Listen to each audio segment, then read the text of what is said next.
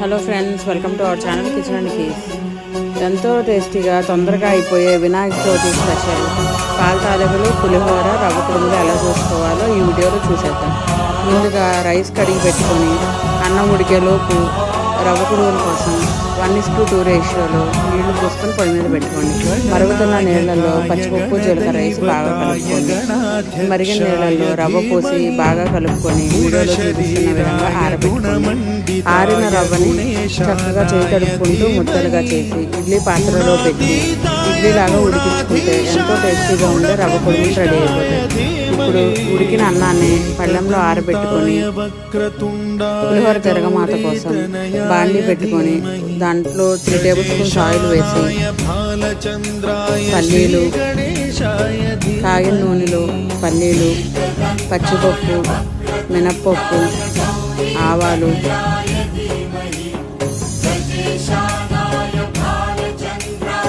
ఎండుమిర్చి, పచ్చిమిర్చి వేసి బాగా ఫ్రై చేసుకోండి. తిరగమాత ఫ్రై అయిన తర్వాత కొద్దిగా కరివేపాకు వేసి తీసేసి అన్నంలో కలిపేసుకుంటే చివరిగా నేను నిమ్మరసం కలుపుకున్నాను. ఉప్పు వేసి నిమ్మరసం కలుపుకున్నాను. ఎంతో టేస్టీగా ఉండే పులిహోర రెడీ అయిపోతుంది.